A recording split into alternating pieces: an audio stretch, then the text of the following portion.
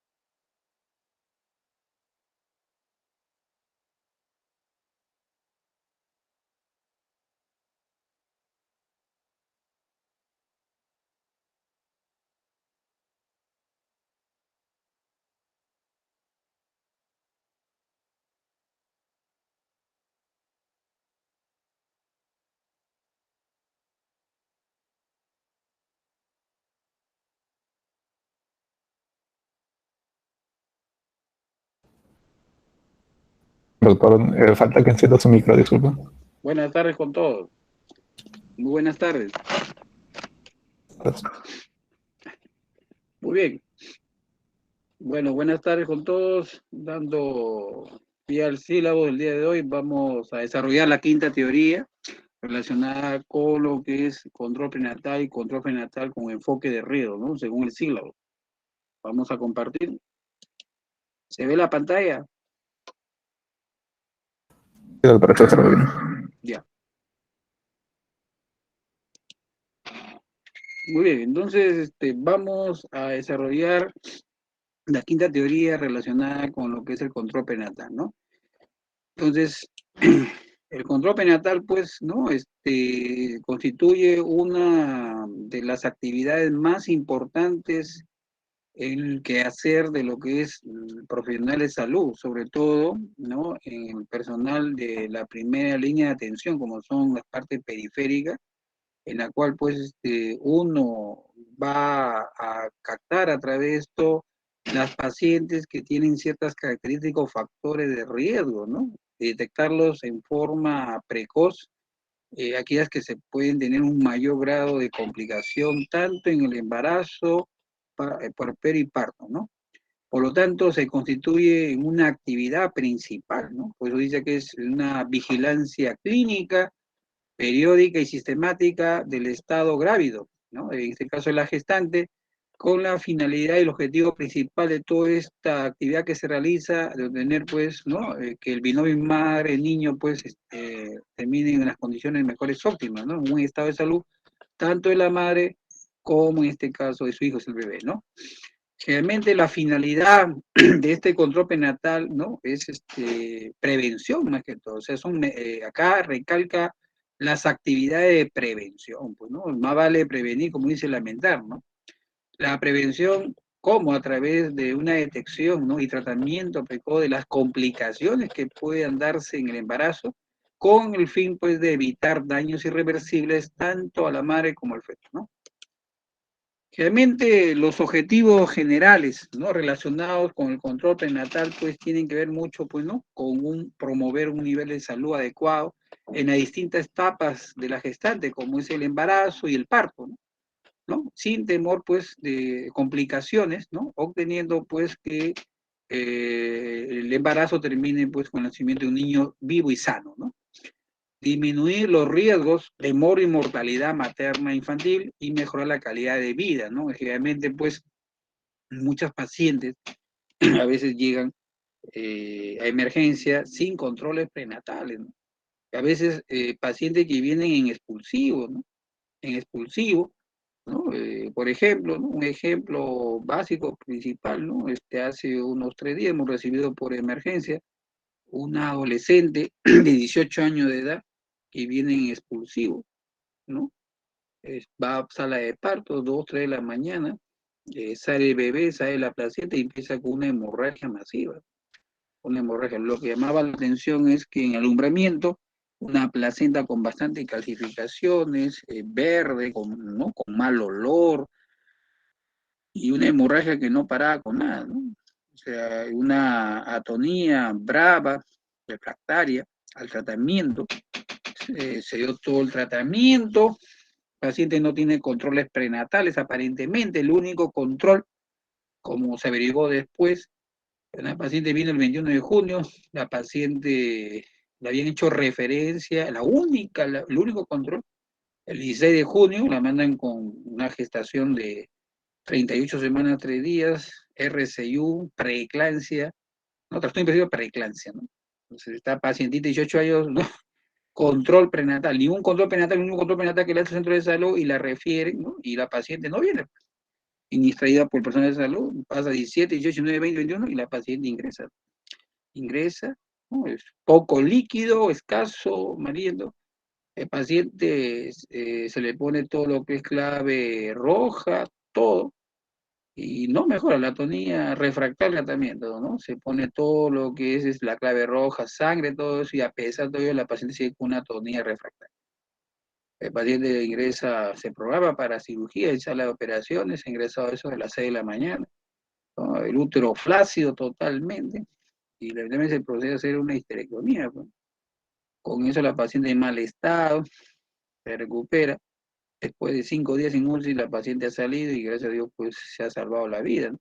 Pero en ese momento de 6 a 8 que termina la operación, llega el hemograma, porque no había dado tiempo de verlo, la paciente tiene un expulsivo, sin controles, sin examen, y ahí se encuentra un hemograma con una leucocitosis de 45.000, ¿no? Una plaqueta de 28.000, ¿no? Era una sepsis, ¿no? Una infección o un cuadro de plaquetopenia, ¿no? Un cuadro severo, grave, ¿no? Entonces, por eso el objetivo principal del control prenatal es, ¿no?, instalarlo. Incluso ahora se habla actualmente de lo que es la atención preconcepcional, o sea, antes de que la paciente salga gestando, embarazada, ¿no? Se toman una serie de criterios para que esta paciente ingrese en las mejores condiciones, pues, si desea salir embarazada o gestando. Entonces, uno el objetivo es disminuir los riesgos de morbo y mortalidad materna infantil, pues, ¿no? Detectar, pues, aquellos embarazos de alto riesgo, sobre todo embarazo en adolescentes, que cada vez se ha incrementado en los últimos años, más aún con esta pandemia se ha incrementado, se ha multiplicado por 2 el número de embarazos en adolescentes, ¿no? Promover y aplicar los métodos de paternidad responsable. Bueno, esto también es muy importante tener en cuenta acá, que ojo que no solamente la madre, se habla a veces de pareja, entonces es importante informar, ¿no?, de practicar una vida sexual, ¿no?, saludable, con bastante responsabilidad, pues, ¿no?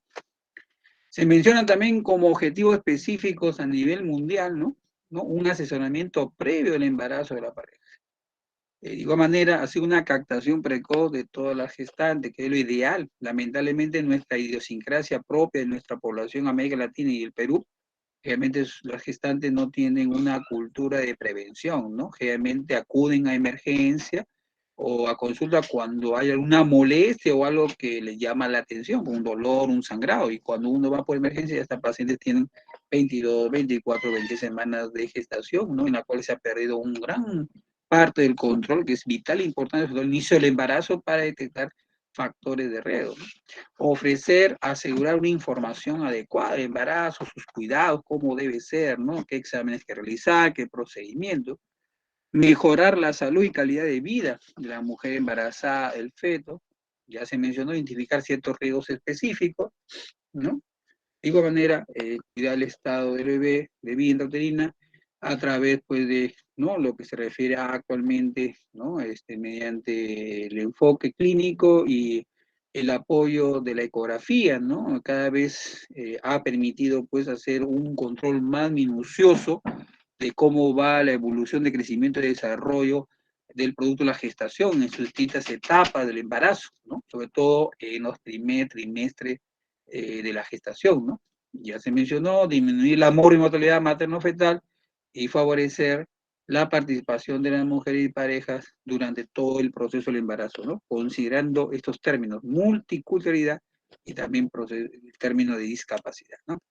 Por lo tanto, podemos decir como normas generales que el control prenatal debe ser lo más precozmente posible, lo más temprano, ¿no? Tiene que tener una secuencia, ¿no? Cuándo empezar y cada qué tiempo debe realizarse, y tiene que ser continuo a lo largo de todo este tiempo del embarazo, ¿no? Completa, integral. No solamente hay que darse su tiempo, debe tener un tiempo adecuado, sobre todo una primera visita y un tiempo por cada siguiente visita en control prenatal correspondientes consecutivos que se tengan que realizar acompañados con los exámenes de laboratorio de ayuda diagnóstica necesarios para hacer una unidad completa integral, ¿no? Extenso universal, que se abarca la mayor cantidad de gestantes en todos su etapa del embarazo, y tenga que tener un trato humano, ¿no? Es lo que se estipula en forma general, lo que debe tener un control prenatal, ¿no? Entonces, podemos ver que dentro de las características precoz y oportuno, ¿no?, sobre todo, como mencioné, lo ideal es tener una consulta preconcepcional, ¿no? Mujer en edad fértil, sexualmente activa, y que debe acudir a control prenatal ante cualquier diagnóstico de amenorrea, lo cual no se cumple, ¿no? O sea, ni bien hay un retraso menstrual, la primera posibilidad es que la mujer esté embarazada, gestando, y por tanto los datos más importantes de la gestación son los que se obtienen en el primer trimestre de la gestación, ¿no? periódico repetido, según el Ministerio de Salud, las normas de las guías, dice bien claro, ¿no? Que generalmente el control prenatal debe realizarse mensual hasta la semana 32, de la semana 32-36 debe ser cada 2 semanas, y a partir de la semana 37 hasta el final debe ser semanal, ¿no? De acuerdo a la Organización Mundial de la Salud, ¿no? Consideran gestantes de bajo riesgo, ¿no? Los controles penales deben ser de 8 a 10. Sin embargo, ¿no? El Ministerio de Salud acá en el Perú, el número aceptable para considerar una gestante como controlada es a más, ¿no? Generalmente, ¿no? Dentro de los controles, como ven, deben ser controles antes de las 22 semanas, el tercero de la semana 22 a la semana 24, un cuarto de 27 a 29 semanas, un quinto control de la semana 33-35 y un sexto control pues, de la semana 37-40, ¿no? En caso de los adolescentes, ¿no? Según el Ministerio de Salud, ¿no? 7 controles prenatales lo que encontraba en la literatura. Entonces debe ser completo integral, es decir, pues ser la esencia una buena historia clínica, ¿no? O sea, aquí recalcar la importancia que tiene hacer una buena historia clínica, una buena anamnesis, un buen examen físico, general de todo lo que tiene la paciente, ¿no? Antecedentes, tanto personales, familiares, quirúrgicos, o sea, hacer como dice, pues una gran obtención, mayor cantidad de datos para poder, ¿no? Detectar aquellas pacientes que puedan tener ciertas características y factores de riesgo, pues lo que hoy día se llama control penal con enfoque de riesgo, ¿no? Ya después la en la parte general es la historia clínica netamente obstétrica, que ya tiene que ver con la parte semiológica, ¿no? La fórmula obstétrica, los síntomas, la semiología, ¿no? Todo lo que se ha mencionado ya en las clases anteriores. De igual manera, hacer una evaluación del bienestar materno, ¿no?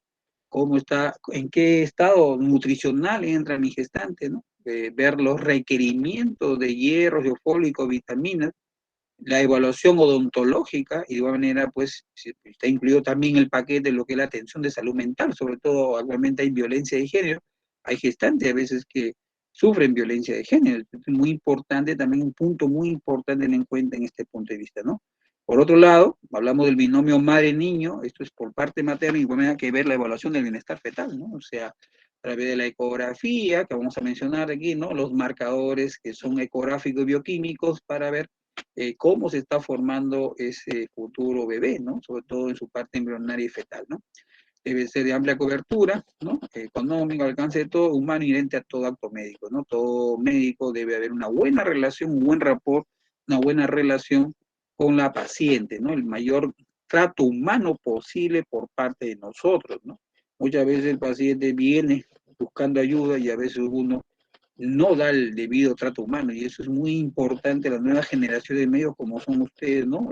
Se está perdiendo ese calor humano, esa calidad humana uno que tiene el médico, ¿no? Con sus pacientes.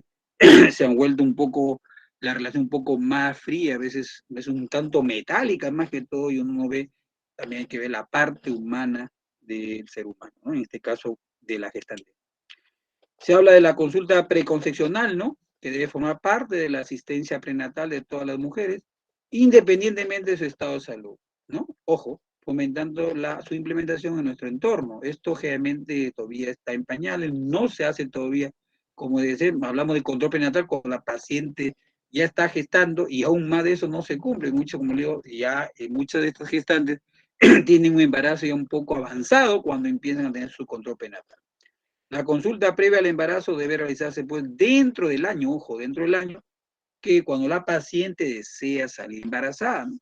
Y las acciones que se desarrollan en el periodo preconcepcional pues se pueden obviar en la primera consulta prenatal, ¿no? Eso se podría hacer, pero en este caso, como digo, si nosotros aplicamos esto, pues no se lleva a cabo en lo real, ¿no? Generalmente todo se realiza en el momento que la paciente ya está gestando, ¿no? Y acá hablamos solamente de la consulta prenatal, de los objetivos, ¿no? En la cual pues básicamente, ¿no?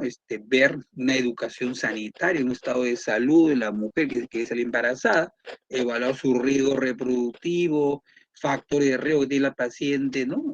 Si es que desea ser gestante, sobre todo aquellas pacientes que tienen algún problema de fondo, ¿no? Diabetes, son hipertensas crónicas, tienen de repente una enfermedad inmunológica o tienen antecedentes de problemas de cromosopatía. Entonces es importante el asesoramiento genético de este tipo de pacientes si es que se desean salir embarazadas, ¿no? sobre todo ver también factores de riesgo, toxicomanía, ¿no? Pacientes que de repente consumen alcohol, consumen drogas, ¿no? O trabajan en ciertas profesiones que están expuestas a radiación. Es importante, ¿no? La prevención, sobre todo en defecto de tubo neural, ¿no? Cierto tipo de suplementos vitamínicos, sobre todo ácido fólico, en aquellas mujeres que desean salir embarazadas, la identificación de ciertos riesgos y enfermedades propias que pueden tener los estilos de vida, ¿no? Que realiza la paciente. Hay mujeres que a veces practican actividades o deportes de alto riesgo, ¿no? Y de igual manera valorar el ambiente en el cual va a salir embarazada la paciente, ¿no? A veces hay violencia, como dicen, ¿no? Problemas económicos, el apoyo familiar y social que se puede dar, ¿no? Entonces, el control prenatal debe ser precoz, periódico, completo y de calidad, de amplia cobertura, siendo ofrecido a la mayor, ¿no? Cantidad de población posible y garantizado, y está garantizado por, ¿no? Decreto, ¿no? Su fácil accesibilidad, ¿no? Entonces, debe tener una historia clínica completa, debe hacerse un examen gineco-obstétrico adecuado, hacer un diagnóstico o diagnósticos adecuados en base a la historia clínica y exámenes complementarios solicitados, debe tener un apoyo, estudio odontológico y, si es posible, examen especializado según las características que tenga esta gestante.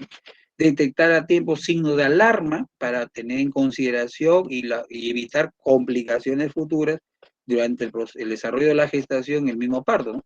Aplicar los métodos de evaluación fetal, ¿no? Que contamos actualmente, ¿no? En la parte diaria, actualmente, ¿cómo se llama? En la práctica, ¿no?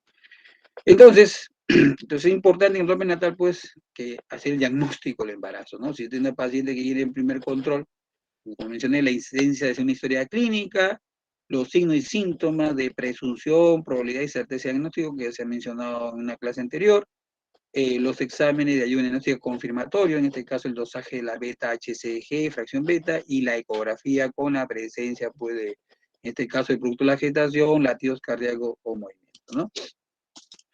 Aparejado este control prenatal, hay un término muy importante en la gestante que se practica, sobre todo en la primera línea de atención, que es la psicoprofilaxis, ¿no? La psicoprofilaxis, o menciona ahí, pues, es un proceso educativo, ¿no?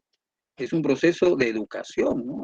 Realmente acá en esta paciente, realmente que entra a lo que son charlas, disciplinas o práctica de la psicoprofilaxis, ¿no? Es un proceso de educación, es un paquete integral en la cual va a permitir que esta mujer gestante pueda desarrollar cierto tipo de hábitos y comportamientos saludables y crea una actitud positiva frente al embarazo, ¿no? Parto y puerperio, ¿no?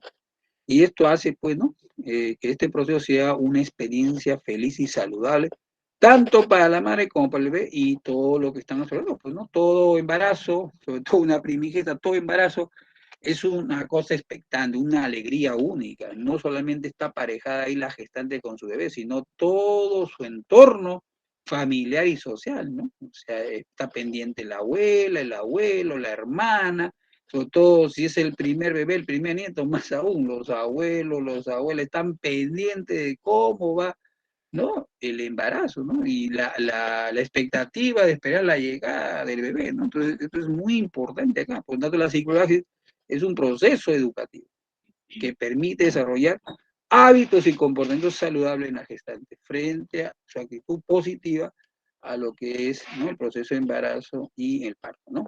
Contribuye, pues, a una disminución de las complicaciones obstétricas tanto en la etapa prenatal y postnatal. ¿Por qué? Porque va a preparar, pues, física y psicológicamente a la madre, ¿no? ¿No? Y disminuir ese miedo, ese temor frente al parto, ¿no? O sea, uno a veces no se ha puesto a pensar, pero una mujer sale embarazada por primera vez y llega el momento del parto, el dolor, las contracciones, pues, son sensaciones que de repente la paciente no conoce, pues, ¿no? Y experimenta por primera vez. Y eso tiene que, pues, ¿no? Esto ayuda, pues, a sobrellevar y a llevar mejor las cosas, ¿no? En la forma más adecuada, ¿no? En lo que se refiere al parto. De igual manera, contribuye a disminuir las complicaciones perinatales, dado que acorta el tiempo del proceso de parto y mejora la oxigenación de la madre del feto. Las madres que llevan psicoprofilaxis, pues, llevan, ¿no?, una serie de sesiones de educación, tanto no solamente en la parte informativa, sino también en la parte operativa práctica, ¿no? Cómo controlar la respiración, cómo controlar reforzar la musculatura abdominal, ¿no? Incluso los famosos ejercicios pélvicos, ¿no? El músculo puborectal pubococcígeo, ¿no? Entonces, esto es muy importante, tanto para la madre como también se beneficia el bebé, ¿no? Hay un término que a veces se confunde con psicoprofilaxis, que es la estimulación prenatal. La estimulación prenatal viene a ser el conjunto de procesos y acciones que potencian y promueven el desarrollo físico, mental, sensorial y social de la persona humana, ¿no? Esto de que se produce el embarazo hasta el nacimiento. Entonces acá incluye todas las técnicas, ¿no? Realizadas a través de la madre, o la participación a veces activa del papá, la familia, comunidad. Entonces, es muy frecuente estas citas de estimulación prenatal deben ser realizadas en conjunto con la pareja, con el esposo, ¿no? Darse un tiempo y programar estas técnicas de relajación que son muy buenas, sobre todo para ayudar, pues, ¿no?, a comprender mejor este proceso fisiológico de la gestación. Gestante preparada en psicoprofilaxis obstétrica, ¿no? Es aquella que ha recibido como mínimo 6 sesiones de psicoprofilaxis durante todo el embarazo. Mínimo 6 sesiones.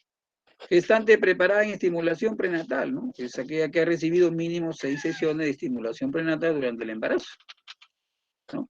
Psicoprofilaxis obstétrica de emergencia, ¿no? Es aquella gestante que al inicio del embarazo no ha recibido ninguna etapa de psicoprofilaxis, pero faltando pocos días para la fecha probable de parto o el trabajo de parto, esta sea fácil adaptación productiva, recibe, ¿no?, ciertas técnicas de relajación, de control de respiración y de musculatura para hacer un poco más factible y llevadera el proceso del trabajo de parto, ¿no?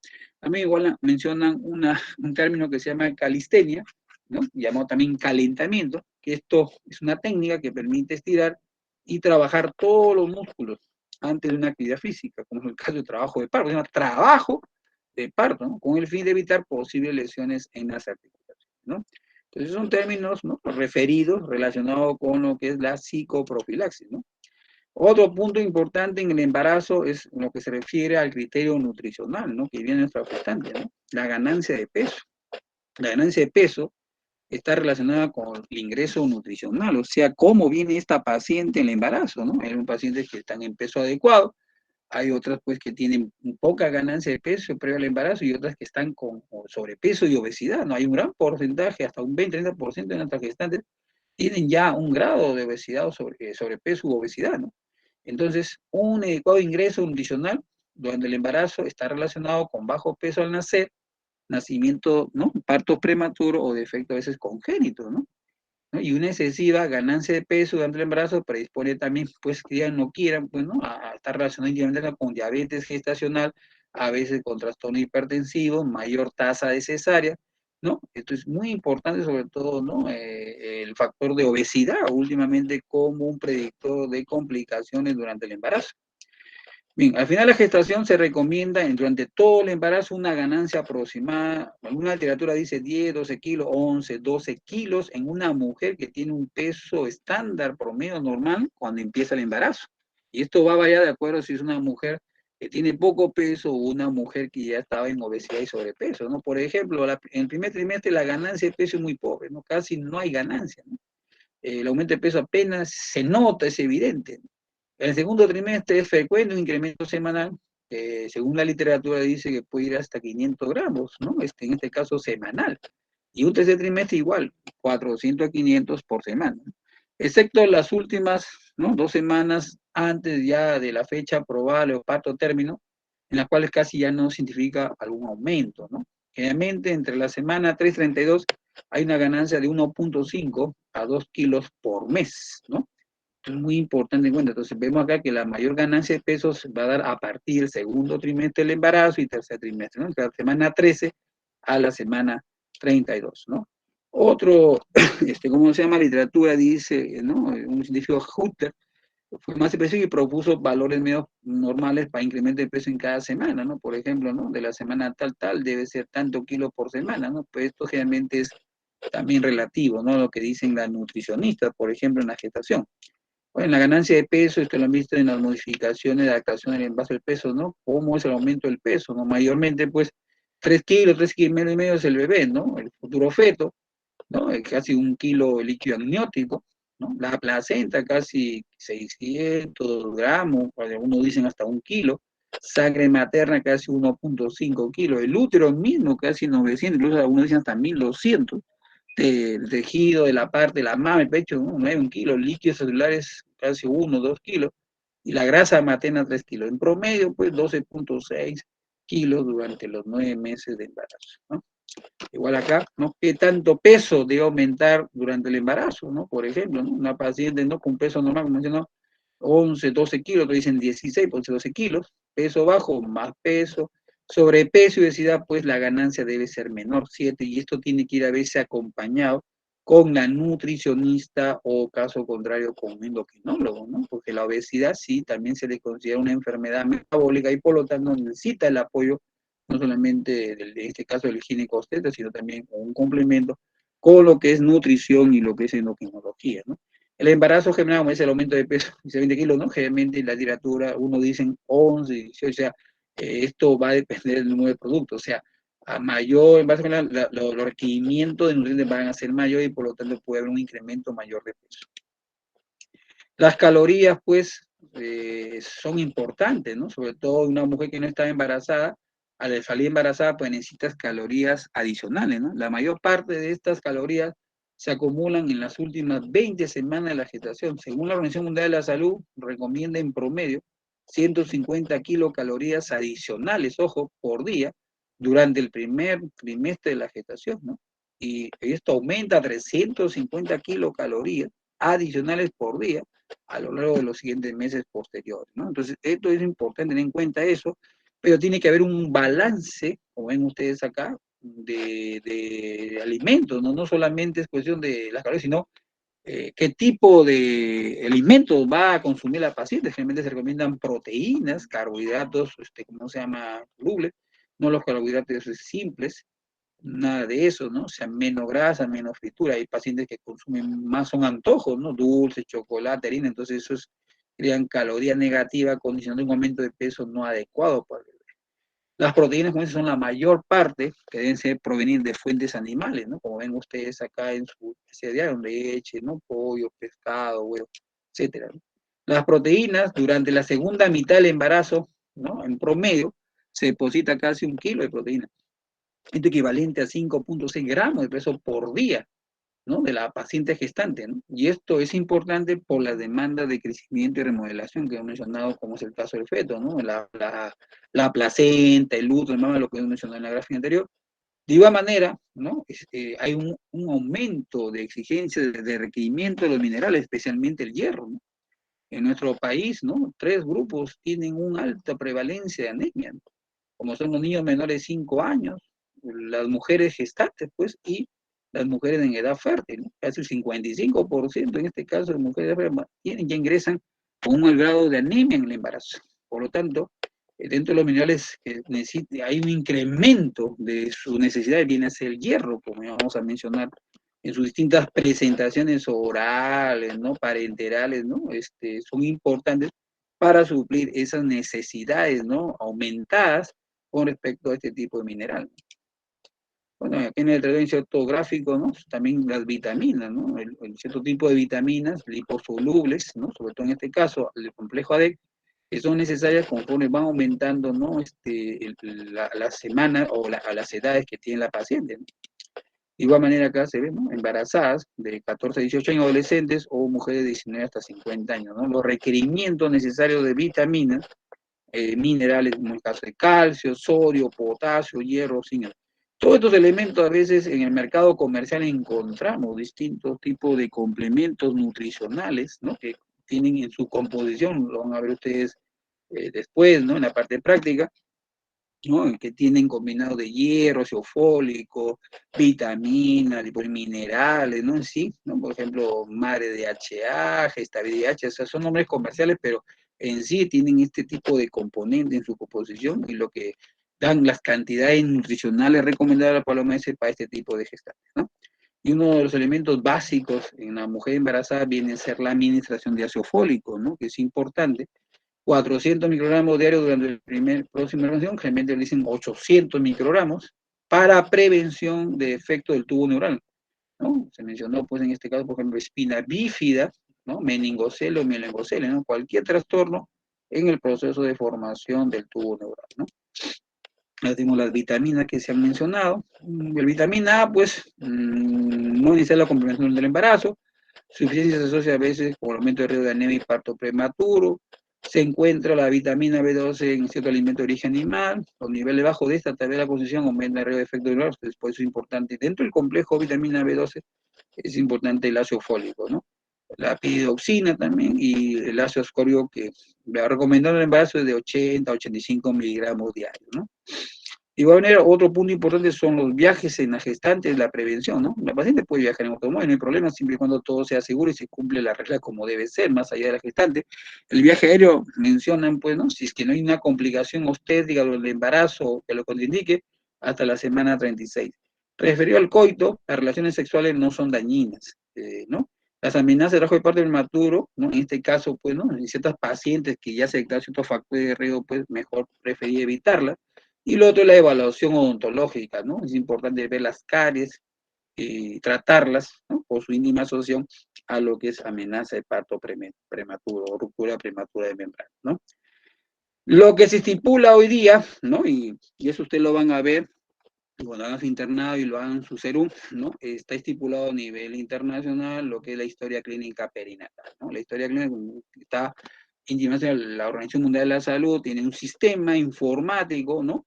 Relacionado con la historia clínica en la cual pues trata de captar toda información a milímetro de lo que tiene la futura gestante. En este caso, pues, este sistema informático perinatal tiene una historia clínica perinatal, el famoso carnet perinatal y el sistema computarizado para registro de datos.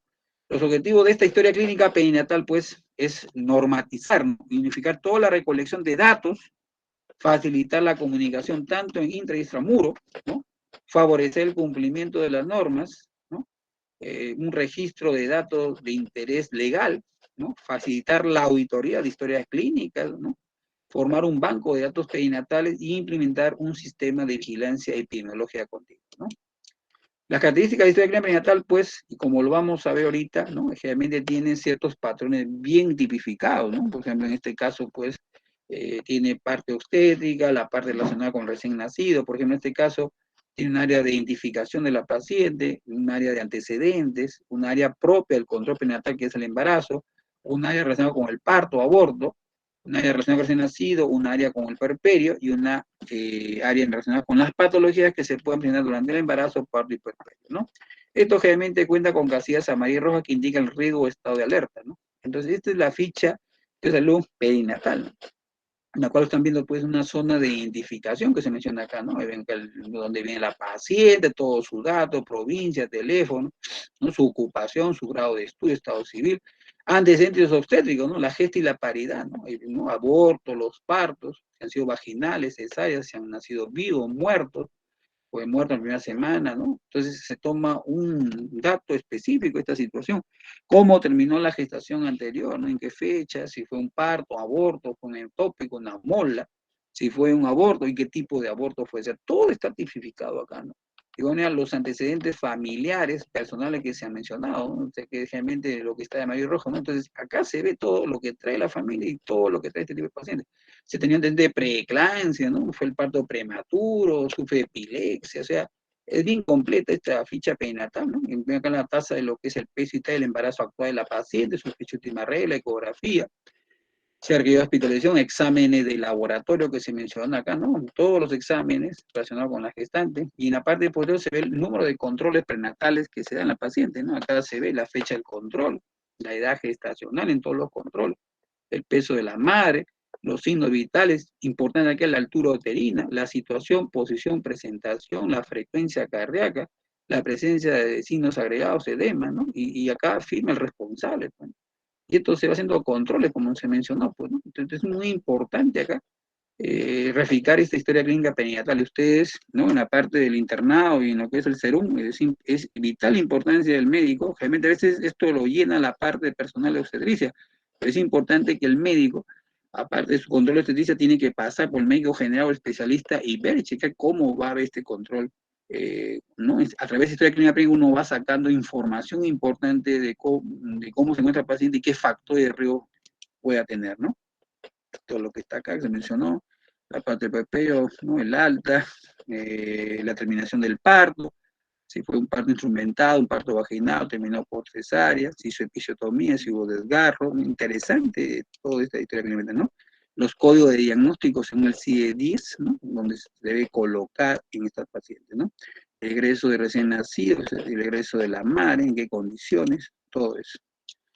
Entonces nosotros tenemos una guía de atención gestante, ¿no? En la cual se enfoca la atención integral a la salud materna, ¿no? En la cual pues tenemos acá una atención preconcepcional o pregestacional, una atención prenatal reenfocada, una atención del parto institucional y una atención del puerperio, ¿no? En lo que se refiere a atención prenatal, ya lo he mencionado, eso debe realizarse mínimamente 6 meses, pero ya hasta un año, ¿no? 2 consultas, una primera atención en la cual se detecta el riesgo gestacional y una segunda atención en la cual se hace un seguimiento o mantenimiento. Y en esta etapa se debe dar como profilaxis de tratamiento de tubo neural, ¿no? Ácido fólico, 1 por día, 3 meses antes de la concepción, ¿no?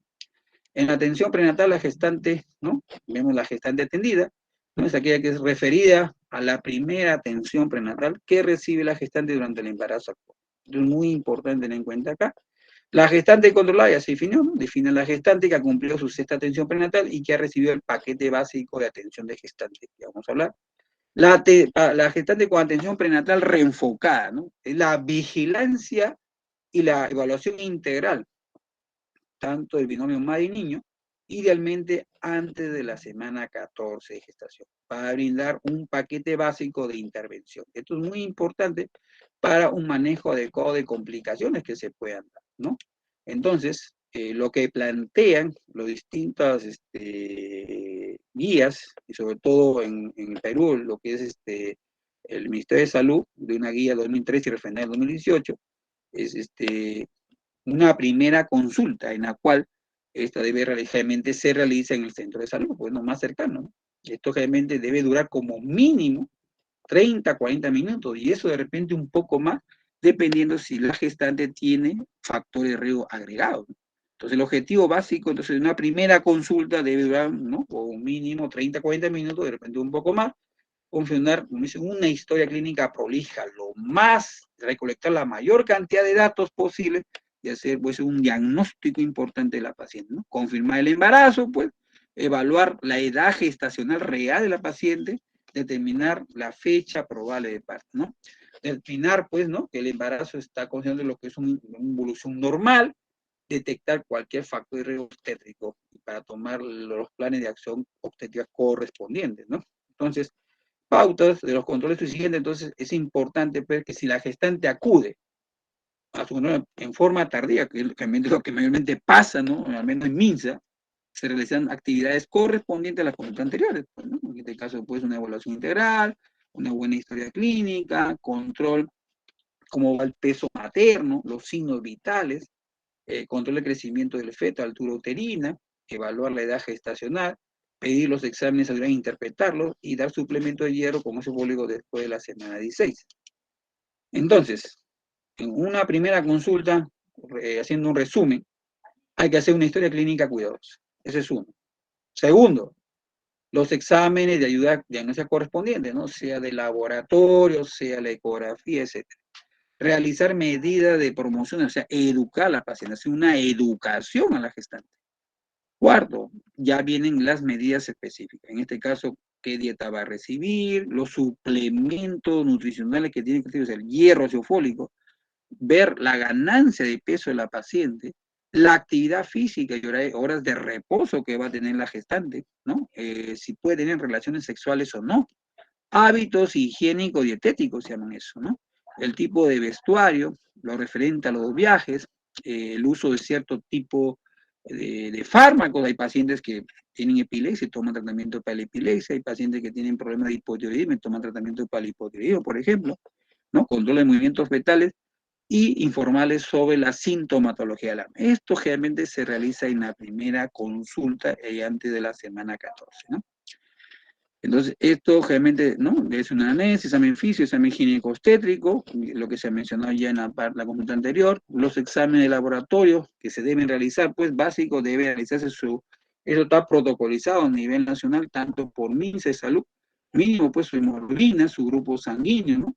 Y factores importantes, sobre todo sus pacientes que son RH negativo, la glucosa, ¿no? Función renal, urea, creatinina, la serología para transmisible, como por ejemplo sífilis, RPR, BDRL, ¿no? Infección por VIH, LISA, hepatitis B, su examen de orina y cultivo, dado que las infecciones urinarias en las mujeres obviamente son asintomáticas, sobre todo hay bacterias asintomáticas, que cobran una gran importancia en la gestante, sobre todo porque al futuro pueden llevar, pues, al final embarazo, a riesgo de pionefritis, sepsis en obstetricia y complicaciones, ¿no? Eso se vea después en la clase. Eso de otros exámenes también, ¿no? Puede hacerse también una primera toma de muestra de Papá Nicolau, el llenado de carnet perinatal, evaluar el estado nutricional de la gestante, la evaluación odontoestomatológica e iniciar la vacunación dietánica o vacunas que tenga que recibir la gestante, ¿no? Entonces, el protocolo mínimo que ya se mencionó de controles que debe mínimo tener una paciente, que son 6 atenciones, ¿no? Mensual de la semana 32, quincenal entre la semana 36 y semanal de la semana 37, ¿no? Eso es lo que está estipulado por MINSA, el esquema de la resolución ministerial en el MINSA de 2013, recomendada en el 2018, ¿no? Está en una ley, entonces se ve ahí, ¿no? Todo lo que se tiene que hacer, ¿no? El primer control ante las 14 semanas, segundo, 6 control, ¿no? Vamos viendo en el primer control todo lo que se ha mencionado, ¿no? Incluso en el primer control, ¿qué se debe hacer? Detectar los signos de alarma, medir la talla, el peso, los signos vitales, y sobre todo hacer una evaluación clínica de la pelvis, una perimetría se puede hacer, para ir viendo, ¿no? Si esta paciente tiene condiciones para un parto vaginal o de repente termina en un parto abdominal cesárea, ¿no? Y conforme va avanzando los controles, vamos viendo que se van agregando, pues, ¿no? Entonces, venga los signos vitales durante, es básico que todos los pacientes tienen control.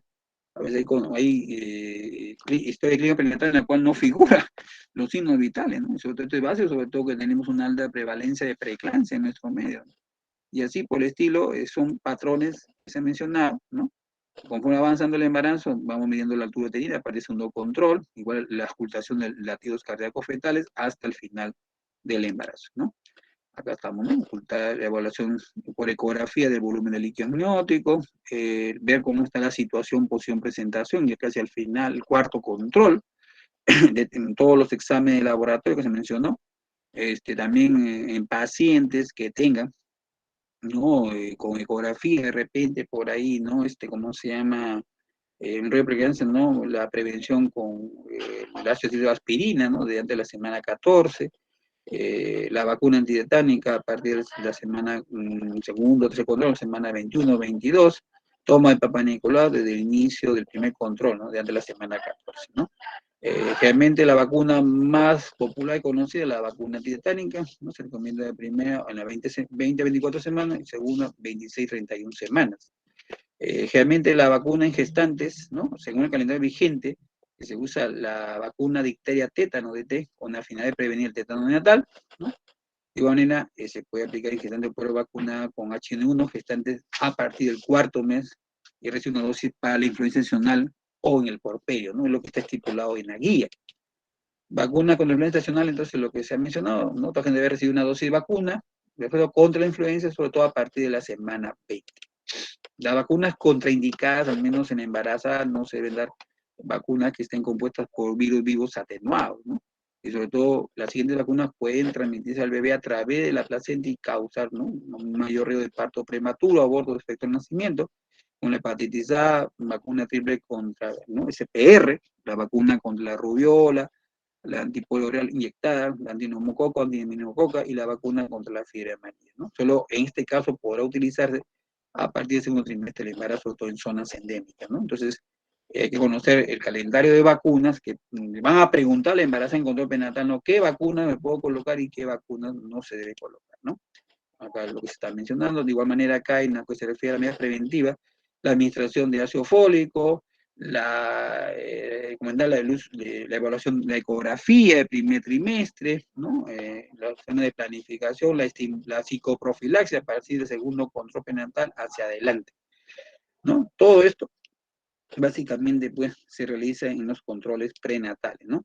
Los suplementos que ya se mencionó, ¿no? Importante, ¿no? Dar hierro y ácido fólico, sobre todo el ácido fólico, es importante acá en la etapa preconcepcional dar 1 miligramo de ácido fólico, una tableta diaria, ¿no? O 3 meses antes del embarazo. Se puede en la gestación, ¿no? 500 microgramos, otros dicen 800, generalmente al inicio 500, una tableta diaria durante las primeras 3 semanas de gestación. Luego agregamos hierro elemental, 60 miligramos de hierro elemental con sulfato ferroso, una tableta de sulfato ferroso 300 y tiene 60 miligramos de hierro elemental. Esto asociado con 400 miligramos de ácido fólico, ¿no? Una tableta diaria a partir de la semana 14 de gestación en todas sus presentaciones en el mercado comercial, ¿no? Y luego ya casi, ¿no? En el segundo trimestre aumentan las concentraciones de hierro elemental con 800 miligramos de ácido fólico, 2 tabletas diarias, ¿no? Que están de que inician su atención prenatal después de la semana 32. Y si posible, también se estipula dar este tratamiento en forma interdiaria, a veces algunos, ¿no? O sea, porque a mayor concentración tampoco eso no indica que va a ser todo absorbido por el organismo de la gestante, ¿no? Tiene un límite y después ese límite no puede pasar, ¿no? Entonces, esto es muy importante tener en cuenta, ¿no? En el momento de suplementar y en qué momento estamos captando nuestras gestantes, ¿no? Con respecto al suplemento de calcio, ahí tenemos carbonato de calcio, ¿no? Esto se puede administrar en forma profiláctica de calcio, ¿no? En gestantes de la semana 20 de gestación hasta el término de la gestación. Otro es el uso de la vitamina A, ¿no? Únicamente dentro de las 4 semanas postparto, una cantidad de 200.000 unidades internacionales y una única dosis. Otro tema importante acá en el control prenatal es ver, ¿no? Los signos de alarma, ¿no? Puede haber náuseas y vómitos, reflujos, epigastralgias, ¿no? Calambre en las piernas, estreñimiento, ¿no? Mayor riesgo de hemorroides, varices, edema, lumbalgia, pubalgia y síndrome de túnel carpio, ¿no? Que estos generalmente son signos que se dan, ¿no? Náuseas y vómitos, ¿no? Se da pues un tratamiento con antieméticos, generalmente, mayormente esto resuelve alrededor de la semana 16-20, ¿no? Podemos modificar los estilos de dieta un poco más saludable, depende de la paciente, pues tiene un estilo no vida saludable en la dieta, cierto tipo de antiácidos, consumir calambre en las piernas, magnesio, calcio, sobre todo a veces papa, ¿cómo se llama? Naranja, maracuyá, tienen concentraciones buenas de magnesio y calcio. Estreñimiento, una dieta rica en fibra, ¿no? Hemorroides, nuestro estilo de vida, no estar mucho tiempo sentado, parada. Eso es importante, eso, ¿no? Los varices y edemas, medidas de compresión, elevación de las piernas, ejercicios, etcétera, ¿no? Indicador de alarma, ya vamos a mencionar de acá, pero realmente estos síntomas son los que refieren a veces la paciente en sus respectivos controles prenatales. Estos son signos y síntomas de peligro en el embarazo, ¿no? El primer trimestre, hemorragia, molestias urinarias, fiebre, segundo trimestre también hemorragia, dolor, aumento de la presión arterial, sangrado, hemorragia en el tercer trimestre, dolor, edema de cara y mano, presión arterial, ¿no? Entonces son signos que es importante mencionar en la gestante, ¿no? Hemorragia, pérdida de líquido por los genitales, contracciones, dolor, ¿no? En el abdomen, en la barriga, fiebre, no sentir el movimiento o a disminuir el movimiento del bebé. Entonces, esto es muy importante informar a la paciente, ¿no? Hasta ahí hemos entrado a la primera parte de lo que es en sí el control prenatal. Ahora vamos a entrar en sí lo que es el control prenatal con enfoque de riesgo. Entonces, es lo que se está haciendo ahorita, ¿no? Entonces, la atención prenatal con enfoque de riesgo es importante, como se ha mencionado, identificar, ¿no? Los riesgos preconcepcionales. Si hay gestantes que ya tienen un riesgo, riesgo obstétrico, o sea, sale embarazada y aparecen ciertos riesgos obstétricos, el bebé de repente está podálico, transverso, ¿no? Riesgos perinatales, ¿no? Los riesgos que puede tener el bebé, de repente un feto terminó macrosómico, un feto con RSI1, ¿no? Entonces, esto obliga a hacer una detección oportuna del embarazo de alto riesgo, ¿no? ¿Para qué? Para hacer una prevención, hacer un diagnóstico oportuno, una referencia oportuna y un manejo médico adecuado. Entonces, esto es muy importante, hacer el control perinatal con un enfoque de riesgo, ¿no? ¿Y para qué? Prevenir, ¿qué? Causas de muerte materna, ¿no? ¿No? Una de las causas de muerte materna, ¿no? La preeclampsia, eclampsia, ¿no? Las hemorragias obstétricas que siguen siendo una de las causas de mortalidad materna, al igual que la preeclampsia, eclampsia, ¿no? Entonces son cuadros bien serios y graves. El único año que cambió son causas a veces de muerte directa, ¿no? Obstétrica, pero el año pasado, 2021, una de las causas de muertes directas fue en este caso COVID, ¿no? Recién estamos en todavía, ahorita empezó la 4ª ola de la enfermedad de COVID.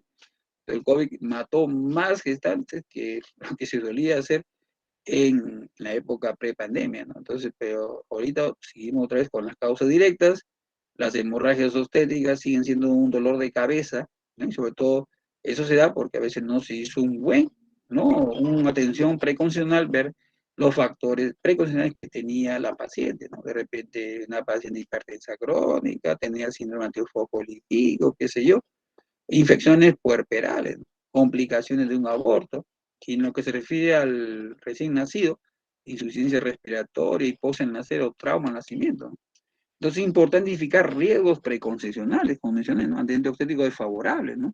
Por ejemplo, antecedentes de pacientes que tienen abortos, muertes fetales y nenatales previas, partos prematuros, ¿no? Bebés con bajo peso al nacer, antecedente de preeclampsia en un embarazo previo, periodo intergenésico corto, menos de 9 meses, otros dicen ya menos de 18 meses. Antecedentes genéticos desfavorables, ¿no? A veces la hermana ha tenido Down, su hijito, ¿no? Tuvo un sobrino Down. Entonces, hay por la familia antecedentes genéticos desfavorables, ¿no? Edades extremas de la mujer, ¿no? Generalmente en adolescentes, menores de 17, 18 años, mayores de 5 años. Enfermedades crónicas, mencioné, ¿no? Diabetes, hipertensión, ¿no? Tuberculosis, cierto tipo de patología, infecciones, ¿no? VIH, sífilis, ¿no? Generalmente, por ejemplo, ahí en el Marcel hemos tenido pacientes con VIH, ¿no? A pesar de que tuvo su hijito primero, VIH, no salió negativo, ¿verdad? Pero volvió a salir embarazada, ¿no? Entonces, esto trae un riesgo también, ¿no? Ausencia de inmunidad, bueno. Estado nutricional, ¿no? Ya mencioné, los extremos, exposición a teratógenos, ¿no? Hay mujeres que son toxicómanas, ¿no? Hay mujeres que consumen, ¿no? ¿Cómo se llama? Drogas, ahora drogas sintéticas, ¿no? El alcohol, ¿no? Ahora las mujeres, ¿no? También consumen alcohol más que los hombres ahora, ¿no? Generalmente se reúnen todos los fines de semana, ¿no? Estaba yo recién a los tiempos que salgo a una reunión, estaba en discoteca y al lado de mí todas las mesas ahí eran puras chicas y yo solamente era uno y otro señor que estaba por ahí, pero el resto todas eran mujeres, ¿no? Pues digo, las mujeres también consumen y las mujeres están embarazadas y ¿no? Consumen alcohol, ¿no? Fuman, entonces es importante, ¿no? Mujeres que están en tratamiento, ya mencioné, ¿no? Y adicciones, ¿no? Entonces el riesgo preconcepcional es importante para tomar medidas preventivas, ¿no? Sobre todo orientar sobre hábitos de vida saludables, es uno. Autocuidado de la salud. Evitar infecciones de transmisión sexual y el manejo de adicciones, ¿no? Igual manera, tomar todas las medidas correctivas, ¿no? Depende del toma de Papa Nicolau, ¿no? La aplicación odontológica, control de vacunas, ¿no? Si esta paciente no acude, sobre todo en mujeres en edad reproductiva, entonces hay que identificar el registro, hacer un censo, sobre todo esto cuando ustedes en etapa del primer nivel de atención es importante hacer un radar, ¿no? Se hace un mapeo, ven la cantidad de población que está asignada al centro de salud, se hace un radar y también se identifica el número de gestantes que tiene la población o mujeres en edad reproductiva y se identifica, pues, ¿no? Y para tomar medidas de prevención y de promoción de la salud y sensibilizarla para que éstas acudan al centro de salud, ¿no? ¿Por qué? Porque si esto no se toma en cuenta, pues lamentablemente el enfoque de riesgo como estrategia para mejorar ¿qué? La salud materno-perinatal, pues, ¿no? Entonces la salud materno-perinatal es un problema de salud pública, sigue siendo, ¿no? Un acceso desigual a los servicios de salud, ¿no? Altas tasas de mortalidad materna y perinatal, ¿no? Muchas veces vemos este tipo de imágenes en el hospital y esto generalmente dirá, es el hospital, pero como digo, esto se pudo haber evitado.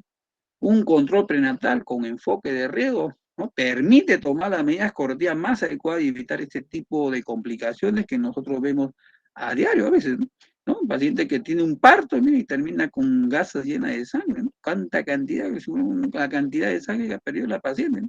O una paciente que termina en unidad de cuidados intensivos, ¿no? Con un bebé, a veces termina en con un embarazo prematuro, ¿no? Entonces, las causas directas, ¿no? 85%, las hemorragias, los abortos, las infecciones, los trastornos hipertensivos, el embarazo, ¿no? 17% indirectas, ¿no? Por otras causas, gente del COVID estuvo también metido acá, ¿no? Entonces, es importante identificar factores de riesgo, ¿no? Relacionados con la raza, la edad de la madre, ¿no? Antecedentes de bebé pequeño, el tipo antropométrico de la madre, los antecedentes favorables de embarazos previos, antecedentes, se sabe por qué se produjo la cesárea, actividades laborales, consumo de toxicomanías. Y acá tenemos factores de riesgo materno y prenatal previos al parto, por ejemplo, ¿no? Patología materna, ¿no? Todas estas que ustedes están viendo acá En el gráfico, ¿no? Patología materna, cardiopatías, diabetes, ¿no? Hipertensión, toxicomanías, ¿no? Todo, la talla, todo esto es realmente lo que está en la madre. Y obstétrica, pues, la edad, ¿no? Antecedentes de mortalidad perinatal, anomalías congénitas, los abortos, madre RH negativo, fetos macrosómicos, ¿no? Embarazo gemelar, RCU, ¿no? Gran multípara, y todas las que estamos viendo acá, ¿no? Que ustedes realmente van a ir viendo, ¿no? Entonces, ¿cómo yo detecto esto? Realmente haciendo preguntas, pues, ¿no? Una buena historia clínica perinatal y averiguando cierto. Y a veces es importante tener un checklist y un cuadrito de todo lo que está ahí, y todo pues, ¿no? Y haces un control más adecuado. Factor de riesgo materno-neonatal asociado al parto y puerperio, ¿no? Por ejemplo, no puede un prolapso crúbito de cordón, ¿no? De parte fetal de repente, sufrimiento fetal, parto prolongado, ¿no? Hipocontractibilidad o hipercontractibilidad, presentaciones anormales, pelvis anormal, parto instrumentado, factores relacionados al puerperio, ¿no? Hipertensión de severa, fiebre, hemorragia postparto, ¿no? Que son complicaciones. Factor de riesgo de periodo neonatal, ¿no? De repente un bebé con bajo peso, menor de 2,5 kilos, un nacimiento prematuro, postérmino, puntaje bajo, malformaciones congénitas, ¿no? Ictericia, fiebre, dificultad respiratoria, ¿no? Ayer o anteayer nació un bebé expulsivo, ¿no? Sale y tenía su gastroquisis, una paciente que no había estado controlada, no tenía ecografía de control, y la paciente nació con una gastroquisis, ¿no? La paciente tenía que ser programa paciente y lamentablemente pues nació, ¿no? Entonces nosotros podemos clasificar a nuestras pacientes de riesgo obstétrico, ¿no? Aquellas que, ¿no? De alto riesgo, si existe uno de estos factores que mencionamos, ¿no? Hipertensión, diabetes, cardiopatías, nefropatías o enfermedades crónicas, ¿no? Puede tener abortadora, ¿no? Habitual, recurrente, gente de 2 o más cesáreas, ¿no? Multíparas o la edad. Alto riesgo con 2 o más factores, un aborto, hemorragia en segunda semana de gestación, muerte perinatal, infección en el puerperio, en el embarazo anterior, cesárea previa, ¿no? La edad, infecciones crónicas y urinarias, obesidad, preeclampsia y eclampsia. Y si existe un factor asociado a factores biológicos, el riesgo se potencializa, ¿no? Pobreza, sobre todo, eso sí, no, a veces no podemos ir contra eso. Fundamentalmente ya es un trasfondo más geopolítico social de un país, embarazo a veces no deseado, no planificado, el analfabetismo, el grado a veces de nivel cultural, ¿no? De instrucción que tengan nuestras gestantes, ¿no? Y los factores idiosincráticos culturales propios de nuestra población, ¿no? Entonces tenemos esto, ya se mencionó, esto es importante, todo esto que se ha mencionado para ¿no? clasificar un embarazo sin complicaciones o embarazo con complicaciones de alto riesgo, ¿no? Entonces tenemos que ver también, ¿no? En este caso, lo que más frecuentemente vemos en el embarazo, en los hospitales, ¿no? Un aumento excesivo del peso, ¿no? Que puede pasar por esto, o un incremento bajo de peso, ¿no? Entonces, si yo voy viendo el control prenatal esto, entonces mejor referir con tiempo al hospital, ¿no? Hacer un buen examen físico, complementar todo eso, ver los cambios fisiológicos que se dan, y de igual manera ver en los exámenes de laboratorio, ¿no? Lo que se tiene que dar, ¿no? Si tengo que dar suplemento de hierro ácido fólico, y graduando, ¿no? ¿Cómo va? Examen laboratorio, también ver si hay proteinuria, glucosuria o antecedentes de infecciones de vía urinaria con cultivo. Determinar la presión arterial. Es importante en toda mujer los controles signos vitales. Presión arterial por la prevalencia alta de preeclampsia, ¿no? La hipertensión, pues, puede llevar a complicaciones maternas como desprendimiento de placenta, alteraciones de la coagulación, ¿no? Ictericia, hemolis, hemorragia, ¿no? En el feto, aborto, retardo, crecimiento, sufrimiento. En la etapa perinatal, pequeño paleaje gestacional y problemas propios perinatal, ¿no? El examen clínico también, el crecimiento del feto es importante, como mencionó, pues, ¿no? Es muy diferente, muy asociado a lo que es RCIU, ¿no? Y los factores asociados a RCIU, ¿no? Es importante ver en la curva de la historia clínica perinatal, ¿no? La curva de crecimiento de los parámetros del percentil 90 y 10, y ver cada vez por debajo del percentil 10 o por debajo del percentil 3, mayor riesgo que puede ser un RCIU, ¿no? De igual manera, la primera atención prenatal permite ver así una perimetría de la madre gestante, y segundo lugar, ver también las maniobras del lío, porque ya lo han mencionado, ¿no? En la clase anterior, situación, posición, presentación de las 4 maniobras del lío, porque son importantes para ir evaluando, ¿no? Ahora la perimetría, ¿no? Interna, de igual manera ver, ¿no? Si hay distosia feto-empodálico, ¿no? Evaluar la pelvis, ¿no? Es importante. Las técnicas de evaluación que ya también se mencionó en clase anterior, ¿no? ya con jugado diagonal, con jugado obstétrico, el ángulo subpúbico, el diámetro biciático. Entonces es muy importante hacer este tipo de medición al paciente para ver si tiene condiciones para un parto normal, ¿no? Hasta ahí la segunda parte de lo que es el control prenatal con enfoque de riesgo, ¿no? Y a este control prenatal que es obstétrico, no podemos dejar de lado, ¿no?, la importancia del apoyo de la ecografía, ¿no? La ecografía, en este mundo actual, no puede haber obstetricia sin ecografía. La ecografía ha permitido, ¿no?, avanzar en forma agigantada y comprender mejor este proceso fisiológico lindo, hermoso que pasa a la gestante durante estos 9 meses, cómo va el proceso de crecimiento y desarrollo del embrión en el feto, ¿no? Por lo tanto, tenemos ahora una ecografía de primer trimestre llamada actualmente por la pirámide del punto de vista de las sociedades de ultrasonografía ginecobstetricia, como llamada también ahora ecografía morfogenética. Morfogenética, esta ecografía morfogenética, ¿no? Muchas cosas de lo que se hacía en la ecografía morfológica planteada la semana 20, 24, 25, se han pasado y se pueden hacer desde de esta ecografía llamada antes ecografía genética o llamada ecografía de marcador de neoploidía, ecografía de primer trimestre, ecografía morfogenética, ¿no? Entonces, a la parte de control prenatal es importante acá ver los marcadores ecográficos importantes que podemos nosotros tener, y ustedes como estudiantes de medicina, interno, luego SERU y médico de medicina general, es importante saber interpretar cuándo pedir una ecografía, ver qué marcadores ecográficos y marcadores, ¿cómo se llama?, bioquímicos existen para hacer una unidad y referir a tiempo a las pacientes a los hospitales para su manejo respectivo, ¿no? Esta ecografía de primer trimestre, como lo van a ver, hay una clase posterior, creo, de ecografía. Esta se realiza entre la semana 11, 13 semanas, 6 días, 18, 14 semanas, ¿no? Y suele ser por vía, generalmente por vía vaginal, ¿no? Los objetivos de esta ecografía básicamente es ver, pues, ¿no?, identificar, está embarazada o no embarazada, identificar el número de embriones, ¿no?, uno, dos, los números sacogestacionales, escuchar la vitalidad del embarazo del embrión, ¿no?, latido cardíaco, tomar las medidas del embrión, ¿no?, para estimar la semana de embarazo junto a la fecha última regla, medir ciertos marcadores, que vamos a lo que se llaman marcadores de aneuploidía, ¿no?, como es el caso de la translucencia nucal, la presencia del hueso nasal, ¿no?, ¿cómo se llama?, el ductus venoso, el reflujo tricuspidio, ¿no?, como considerado como marcadores principales ecográficos que uno tiene que manejar en esta famosa ecografía morfogenética. Y como lo he puesto ahí, observar la morfología del embrión, ya no esperar a la semana 20, ¿no? Pues esto se puede realizar de la 11 y 14 semanas, ver cómo se está formando, ¿no?, el embrión, el feto, ¿no? Observar, aparte de eso, pues, ciertas estructuras, el útero y el anexo, ¿no? A veces puede haber, pues, un útero, malformaciones müllerianas, ¿no?, útero unicornio, bicornio, un mioma, el péndulo pólipo, alguna malformación propia que se puede detectar en el útero o en los anexos, ¿no?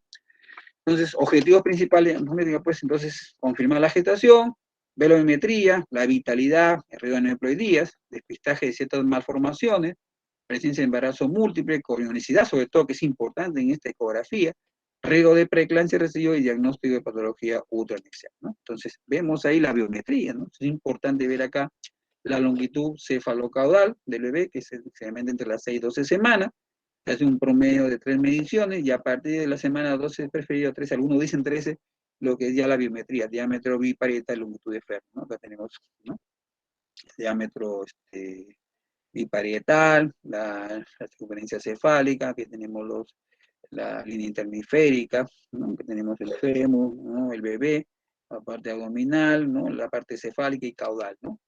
Vemos acá también, ¿no?, que permite ver, ¿no?, la corionicidad, ¿no?, en este caso el número de embriones, estamos viendo acá, ¿no? E igual el número de sacos gestacionales, ¿no? La corionicidad para ver si estos son bicoriónicos o monocoriónicos, ¿no? El signo de Lambda, el signo de la T, ¿no? Esto es muy importante, sobre todo para el pronóstico, dado que los monocoriales tienen mayor riesgo de complicaciones que los bicoriales, ¿no?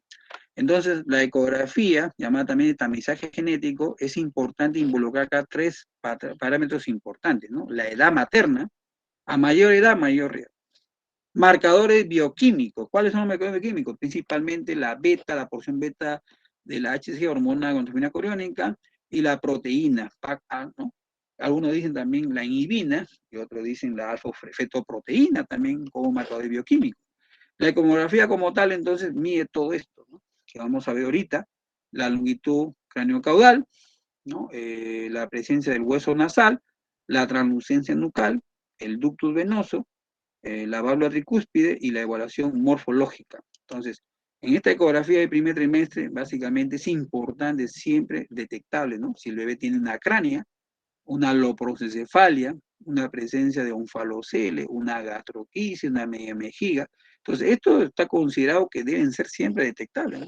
Indetectables, a veces no podemos ver microcefalia, genesis de cuerpo calloso, ¿no? Hidronefrosis, por ejemplo, o potencialmente detectables, ¿no? Cardiopatía, espina bífida, ventricomelaria, labio leporino, hernia diafragmática. Esto es importante porque esta ecografía es importante porque estos marcadores mayores, menores, llamados anteriormente, la detección precoz de la espina bífida en este caso, ¿no? Permite la intervención inútil, o sea, permite hacer una cirugía fetal, que está bien avanzada ahora, y eso evitar complicaciones posteriores del ser, el bebé, el futuro bebé, ¿no? De repente, problemas de vejiga neurogénica, problemas de la columna, problemas de trastorno de la médula, ¿no? Menor riesgo de hidrocefalia, ¿no? Entonces, esto es importante, sobre todo para evitar el daño neurológico y muerte del feto, ¿no? También permite observar la cronicidad, pues, ¿no? Para ver, bueno, las complicaciones propias que ya van a ver usted en la clase de embarazo gemelar, ¿no? RCIU selectivo, signo transfusión feto-fetal, ¿no? Y todas las complicaciones propias de ese embarazo gemelar, ¿no? También es importante acá recargar la ecografía, ¿no? Morfológica, ¿no? 20, 22 semanas, permite ver la anatomía fetal y crecimiento, ciertos marcadores de cromosopatía, la localización de la placenta, el volumen del líquido amniótico, ¿no? Tamizar las arterias uterinas también. Y la ecografía última, ¿no? En la cual pues permite, ¿no? Detectar otro tipo de malformaciones. Ojo, las ecografías son dinámicas. A veces hay malformaciones que no se ven en la ecografía morfológica y se pueden complementar con una ecografía en el tercer trimestre. Esto es muy importante acá. Entonces, acá se habla de la famosa pirámide de evaluación ecográfica, en la cual debe ser un proceso continuo, no solamente restringido a una determinada parte o trimestre del embarazo.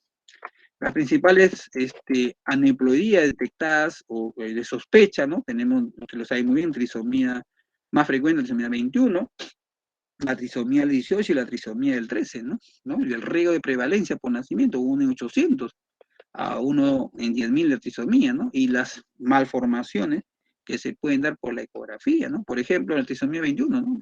Está más asociada con defectos o cardiopatías congénitas, A13 duodenal, características de la fascia, ¿no? Retardo mental, ¿no? O los asociados con los cromosomas sexuales, como el más frecuente el Tanner, ¿no? Que puede haber coactuación de la aorta, ¿no? Esta normalidad renales, ¿no? Un Klinefelter, o sea, esto está íntimamente asociado, ¿no? Con una evaluación de marcadores ecográficos, ¿no? Entonces las neuploidías son las causas en el 80% de abortos, sobre todo en gestaciones muy precoces, ¿no? Están asociadas hasta un 12% de defectos congénitos, ¿no? Entonces la determinación de neuploidía tiene mucho, ojo, la edad materna, los marcadores ecográficos que ya se mencionó, ¿no? Translucencia nucal, hueso nasal, reflujo tricuspideo, ¿no? Y el ductus venoso. Y marcadores bioquímicos como son la beta-HCG, la PAC, y acá se habla de los famosos test combinados, ¿no? Tanto marcadores ecográficos como bioquímicos, como sensibilidad para la detección de cierto tipo de cromosopatías. Y sobre todo, el último, lo que es la alteración anatómica, ¿no? Acá vemos los marcadores ecográficos, entonces, importantes en la ecografía, ojo, del primer trimestre. Entonces, ¿no? La translucencia nucal, ¿no? La presencia del hueso nasal, en la cual se debe ver los tres pliegues, ¿no? La piel, el hueso, los tres líneas, ¿no? Paralelas, ¿no? La presencia del hueso nasal, el ductus venoso, ¿no? Que generalmente sale de la vena umbilical, ¿no? Un bypass, ¿no? Generalmente vamos a encontrar esta forma de onda, ¿no? El reflujo tricupino, generalmente en la zona de crucificada del tabique, se ve, pues, ¿no? La forma del flujo sanguíneo de esta válvula, ¿no? Tenemos la translucencia nucal, como pueden ver ustedes, ¿no? En la apariencia con una acumulación de fluido, ¿no? En la parte del tejido subcutáneo, entre la parte externa del hueso occipital y la parte interna de la piel, ¿no? Esto generalmente está incrementado, sobre todo cuando hay Down y otras aneuploidías, ¿no? Puede estar asociado a malformaciones mayores, ¿no? Como cardiopatías, hernia diafragmática, ¿no? Onfalocele, displasias esqueléticas, y a veces está asociado a mala evolución de la gestación. Uno de los mayores avances en el manejo prenatal, ¿no? Como dicen, esto generalmente en la década de los 90, con un gran investigador, en este caso, Nicolaides, ¿no? En la cual en esa época, con Corfo, especificó los marcadores, ¿no? Que hasta el día de hoy lo que es el uso de la translucencia nucal, ¿no? Entonces, el nucal también está asociado, ¿no? Como ven ustedes, a porcentaje de desarrollo de cierto tipo de aneuploidías. La translucencia nucal normal y el tipo normal, hay un riesgo aumentado de otras malformaciones, cariopatía, defectos congénitos, a veces hernia diafragmática, onfalocele, displasia esquelética y síndrome genético, ¿no? Esta es la forma como se mide la translucencia nucal, ¿no? Básicamente lo dejo ahí, ¿no? Los calipers, ¿no? Que se colocan en mente a una imagen aumentada, ¿no? Que abarque tanto la parte de la cabeza y una parte superior del tórax, magnificada, ¿no? En un feto que generalmente mide entre 45 y 84 milímetros, entre las 11 y 14 semanas de gestación. Generalmente se deben tomar tres medidas, ¿no? Y se saca el promedio, ¿no? El ducto venoso, generalmente, como mencioné, tiene tres ondas, la onda S, la onda D y la onda A, ¿no? Que generalmente indica, pues, ¿no? Un buen flujo, y sobre todo si esto está alterado, esto sí puede estar asociado a una pérdida, sobre todo a alteraciones cardíacas malas, ¿no? Y generalmente resultados adversos perinatales adversos, ¿no? Esto es muy importante en cuenta acá, ¿no? El ducto venoso, ¿no? Generalmente, pues, de la vena umbilical, vemos acá un punto de bypass, lo que es el ducto venoso, con la arteria en la unión a lo que es la aurícula izquierda, ¿no? Y generalmente el ducto venoso, como ven ustedes, es una onda S, la onda A y la onda A. Y acá vemos, ¿no? Cuando hay una inversión del flujo por debajo del punto isoeléctrico, ¿no? Flujo reverso, y el flujo retrógrado reverso a veces está asociado a malformaciones fetales cardíacas severas, arritmias, síndrome de transfusión en gemelo, RCU severo, ¿no? Este, ojo, es importante, es considerado como el marcador ecográfico inequívoco de anomalía estructural del corazón. Marcador de función ventricular temprana e insuficiencia cardíaca, ¿no? Entonces es importante. A veces el ducto venoso es un marcador en el cual el bebé ya está en premorte, ¿no? Le queda poco tiempo de vida. Es uno de los marcadores importantes tener en cuenta cuando el ducto venoso, su onda está alterada, ¿no?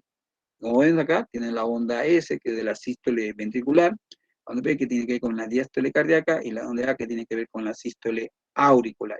¿No? El sístole y la fase diástole. El otro marcador es la presencia del hueso nasal, que es íntimamente asociado, ¿no? A, ¿cómo se llama? A trisomía 21, mayormente, ¿no? Muy frecuente, el 70% de estos niños tienen ausencia de hueso nasal, ¿no? Hasta a veces también el bebé puede estar sano, ¿no? No tener nada y también puede tener ausencia hasta un 0,5%, sobre todo en la raza, los afrocaribeños, hasta un 10% pueden tener ausencia fetal y eso no indica que sea una trisomía o neoploidía, ¿no? El hueso nasal es independiente, la translucencia nucal, ojo, es importante, pero la asociación de estos marcadores con el estudio bioquímico aumenta la sensibilidad de detectar cierto tipo de neoploidías, ¿no? Acá tenemos el hueso nasal, ¿no? Son tres líneas, acá no vemos el hueso nasal, como acá sí se ve, tiene que ver la piel, el hueso nasal y el hueso nasal, ¿no? Las tres líneas va a ser igual, y acá no vemos el hueso nasal, ¿no?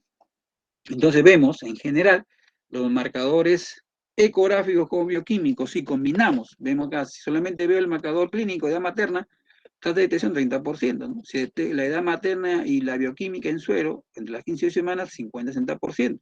Si yo asocio la edad materna más la translucencia nucal en esta ecografía, la tasa de detección 70-80%. Pero si yo asocio edad materna, translucencia nucal, los marcadores bioquímicos que se han mencionado, la porción libre de la beta-HCG y el PAF, hasta 85-90%, ¿no?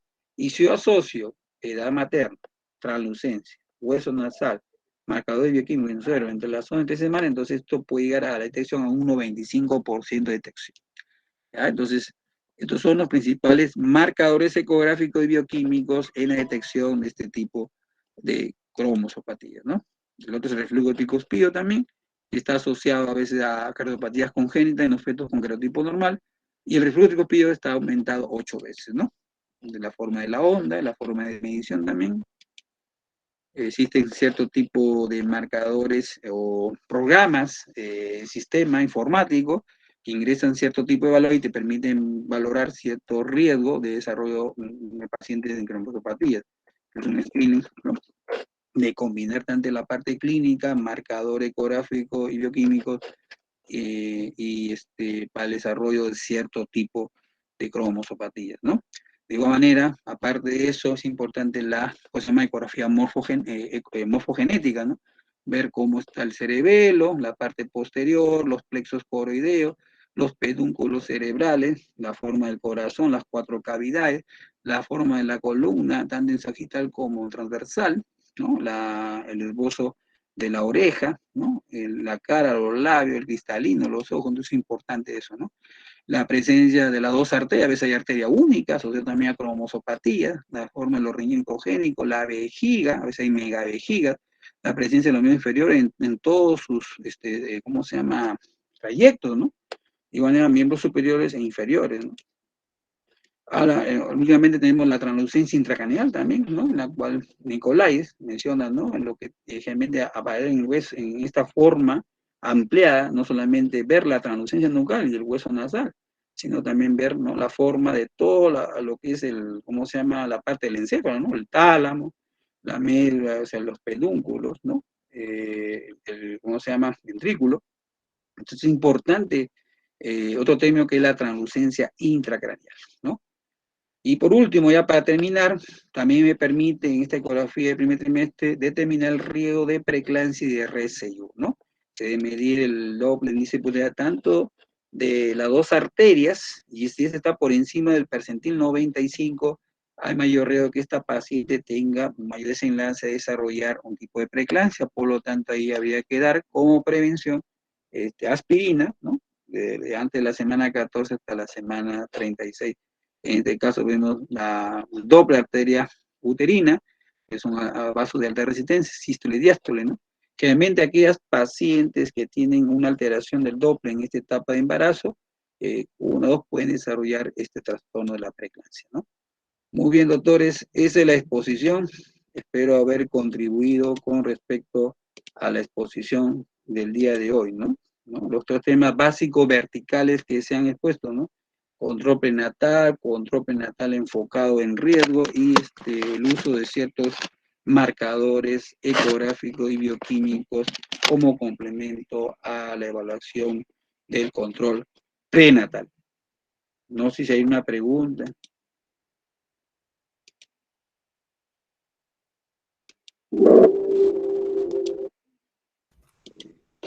Chicos, ¿alguna duda? Porque si no, para ir terminando, porque tenemos traumato. La clase la voy a colgar, no sé, les mando ahí la clase, ¿no? Esto es básico, ¿no? Ustedes que van a ser internos, y luego serumistas, van a entrar a la primer nivel de atención. Y el primer nivel de atención es de vital importancia, alumno.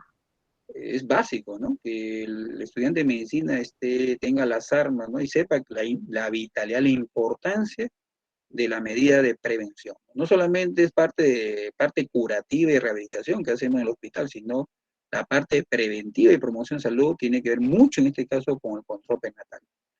Depende mucho de nosotros de ir a la sociedad, de captar nuestras gestantes, ¿no? No a veces que la gestante diga, no, uno tiene que salir extramuros y captar a la paciente y detectar todas aquellas pacientes que tienen parte de riesgo. El otro, recalcar la importancia de hacer una buena historia clínica, ¿no? O sea, tomar la mayor cantidad de datos y detectar a tiempo a aquellas pacientes que se puedan complicar durante la gestación. El resto está en los papeles, las reglas, ¿no? Los reglamentos, tantos controles, tantas semanas, bonito suena cuando los pacientes cumplen, ¿no? Pero a veces hay pacientes que no cumplen eso, ¿no? Entonces, uno tiene que salir, hacer actividades extramuros, tener su radar de gestantes, ir y aplicar todo lo que se tiene que hacer, ¿no? Lógico que es importante con ustedes hacer la ecografía, ¿no? Vital de esta ecografía de primer trimestre, que son marcadores ecográficos, ¿no? Eso realmente es vital e importante, ¿no? Ya, si es una gestante, el problema está en aquellas gestantes que no es todas en general, pero gestantes que no vienen controladas, vienen expulsivos y tienen cierto tipo de características que se pueden complicar, ¿no? Muy bien, si no hay preguntas, bueno, muchas gracias por estar presente el día de hoy y estamos viendo en otra oportunidad, en otra clase. Muchas gracias. Muchas gracias también, doctor. Hasta luego. Gracias, doctor. Gracias. No olvide de detener la grabación, doctor. Sí.